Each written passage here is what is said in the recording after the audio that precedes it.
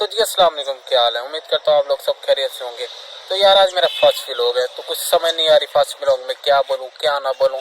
तो हाँ, ज़्यादा कुछ मुझे समझ नहीं आ रही क्या बोलूँ, लेकिन आपको 3-4 चीज़ें ऐसी गाँव की ज़िंदगी की दिखा सकता हूँ जिससे आप लोग बहुत इम्प्रेस होंगे।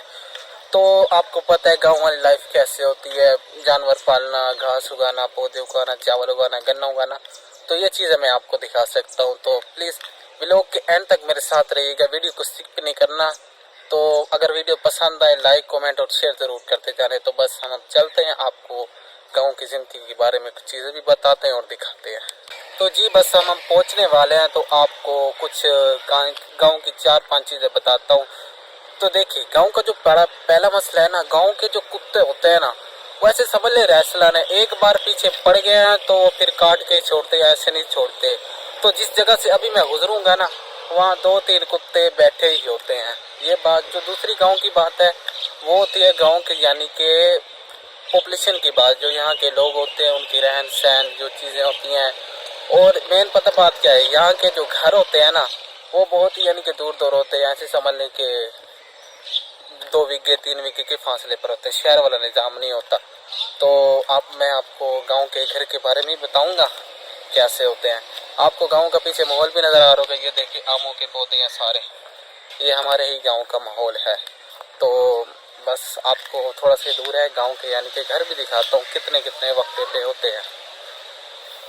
जी अब हम आ गए हैं, ये देखें कैमरे के पीछे आपको घर नज़र आ रहे होंगे, ये हमारे गांव की पोजीशन है।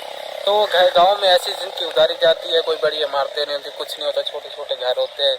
ये देखें पीछे, ये सारे पीछे पीछे छोटे छोटे ही घर हैं। यहाँ के बच्चे बच्चे ऐसे होते हैं कि कभी कमीज़ है उनके गले में नहीं है, कभी सलवार है नहीं, यानी कि वो ऐसे मलंग बंदे ही होते हैं यहाँ के सारे। हालांकि ज़मीनें पैसे अच्छे वाले लोग होते हैं, लेकिन उन्हें ये हमारे दोदी भी जा रहे हैं, हमारे यानी कि इलाके के सारे मुकम्मल जो पार्ट्स हैं ना, सारे जोकर पार्ट्स ही हैं। तो अब गन्ने के खेत में जाएंगे, आपको चावल का खेत भी दिखाएंगे, तो लोग क्या तक रहिए। तो जी अब हम आ गए गन्ने के खेत में, ये आपको पीछे गन्ने नजर आए, ये फुल तैयारी गन्ने, ऐसे समझ लें कि ये गन्ने हैं 5 या 10 दिन तक फुल यानी कि पक जाएंगे, ये काटने शुरू हो जाएंगे, क्योंकि सर्दियों का मौसम भी आने ही वाला है। ठीक है जी। तो लोग पता क्या कहते हैं यार, कहते हैं गाँव की ज़िंदगी बहुत ही मुश्किल है, वहाँ ये करो वो करो। मैं मानता हूँ मुश्किल है, लेकिन इतनी मुश्किल नहीं है।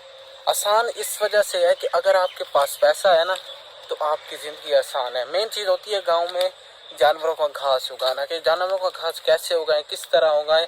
ये देख रहे हैं आप पीछे, आपको घास नज़र आ रहा होगा। ये उगाना बहुत ही मुश्किल काम है, कोई आसान काम नहीं है। मैं मानता हूँ ये बहुत ही मुश्किल काम है, इस पे मुनाफा भी है, ये नहीं है कि ये सिर्फ नुकसान ही है। अब ये पीछे आपको गन्ने का खेत नज़र आ रहा होगा, थोड़ा सा मैं यूँ करके दिखाता हूँ, ये सारा गन्ने का खेत नज़र आ रहा होगा। तो ये पता है ये कितने में तैयार होगा, ये सिर्फ 50,000 में तैयार हुआ करे। जब हम इसे बेचेंगे तो ये गन्ने का खेत बिकता है मेरे ख्याल में, अल्लाह आपको भला करे, आजकल गन्ना मेरे ख्याल में मार्केट में 1200-1300 रुपये मन चल रहा है। तो इसमें से कम से कम गन्ना निकल आएगा, कम से कम 200 से 250 मन गन्ना निकल आएगा। कितना, 200 से 250 मन गन्ना निकल आएगा। तो आप खुद हिसाब लगा लें, इसे वक्त लगा खड़े, इसे कम से कम 5-7 महीने लगे खड़े हैं। तो गांव वाले पता क्या है, एक काम नहीं करते ना, जैसे आप शहरी लोग होते हैं ना, सिर्फ जॉब पे ही रहे और उन्होंने कोई काम नहीं करना, सिर्फ जॉब पे ही है। ये है ना, अब हमने गन्ना उगा लिया है तो हम उसके साथ घास भी उगाएंगे। ये पीछे बड़ा बड़ा घास नज़र आ रहा है, ये हम 500 रुपये मरला बेचते हैं, और तकरीबन 1 एकड़ जा बनता है 50-60 हज़ार रुपये का। हमने घास भी उगाया, गन्ना भी उगाया। ये नाशपातियों का भी बाग है, ज़रा चल के मैं आपको नाशपातियों की बाग की विजिट भी करवाता हूँ। तो जी अब हम आ गए हैं नाशपाती के खेत में। नाशपाती के खेत में तो आ गए हैं, लेकिन जो कवे होते हैं ना, ये कई बंदे के नहीं छोड़ते। इन्होंने वीडियो में खच ज़रूर मरवानी होती है। बहुत ही गुस्सा आता है जब मैं वीडियो शूट करने लगूँ ना, ये कवे मुझे तंग करें। तो इस बात को ये फजूल ही है कवे वाली बात। तो हाँ, नाशपाती की आपको सबसे बड़ी बात बताता हूँ। हम लोग नाशपाती उगाते हैं ना, तो नाशपाती कितने यानी कि दिनों में आपकी तरफ फरमाइश होती है। देखें नाशपाती को लगते हैं 3 महीने, फिर ये बिकती है कम से कम 300 रुपये 400 रुपये किलो। आप लोग लेते हैं, आपको पता होगा। तो नाशपाती का खेत आपको पीछे नज़र आ रहा होगा, थोड़ा सा मैं कैमरा उस तरफ ही करके दिखा देता हूँ। ये देखें, ये सारा नाशपाती का खेत ही खेत है, ये देख लें, ये सारा नाशपाती का खेत है, और ऐसे समझ लें हमारा ही है। चाचू हैं, ऐसे समझ लो मुँह बोले, उन्हीं के बाग में आया खड़ा हूँ। तो अब मैं रिटर्न जा रहा हूँ क्योंकि आगे बहुत सारा घना वो है, ये देख रहे हैं घने वो चीज़ें, कहीं यहाँ डोगी बिना छुपे बैठे हैं। आपको मैंने पहले ही बताया कि गाँव वाले कुत्ते कैसे होते हैं। तो अब आपको धान का खेत दिखाता हूँ, राइस का। तो राइस कैसे पैदा होते हैं, कितने बड़े होते हैं और क्या उनके यानी कि वो होती है। तो फिर साथ में चल के आपको मैं राइस के खेत की भी सैर करवा आता हूँ। तो हाँ, तो जी अब हम आ चुके हैं चावल की खेत में। ये आपको पीछे कैमरे के चावल का खेत नज़र आ रहा होगा। ये पीछे कैमरे के पीछे आम के पौधे भी आपको नज़र आ रहे होंगे। तो आम के पौधे आपको पता ही है, आम तो क्या चीज़ है, पाकिस्तान का सबसे मशहूर फल है आम। आम का पौधा कैसे तैयार होता है, कितना बड़ा होता है, ये भी मैं आपको थोड़ा सा यानी कि समझा देता हूँ। देखिए जो आम का पौधा होता है ना, ये बड़ा ऐसे होता है कि जो आप लोग आम खाते हैं ना, उसमें जो गिटक होती है, हम बाज़ार से जाते हैं वो गिटक ले आते हैं, फिर वो बोरियों में पैक होती है। वो बोरी मिलती है हमें 1500-2000 रुपये की। कितनी? 1500-2000 रुपये की। फिर हमें उसे लगाते हैं।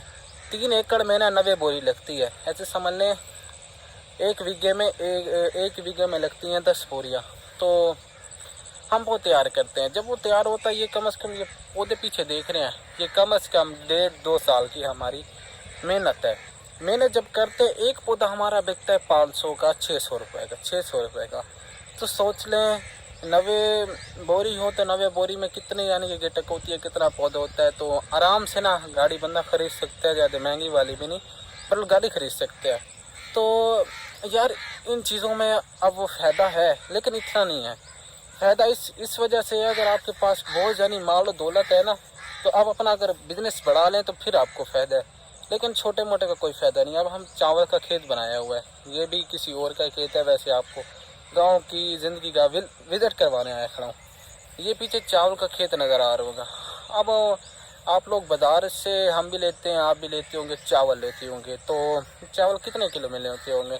200 रुपये 300 रुपये किलो चावल हुआ खड़ा है, ऐसे ही है ना। तो पता है ये इन्होंने कितने में तैयार किया? इन्होंने 20,000 में तैयार किया। अब इसमें से कम 100 बोरी निकलेगी। कितनी? 100 बोरी। जब ये 100 बोरी को बेचेंगे तो एक बोरी 10,000 रुपये की है।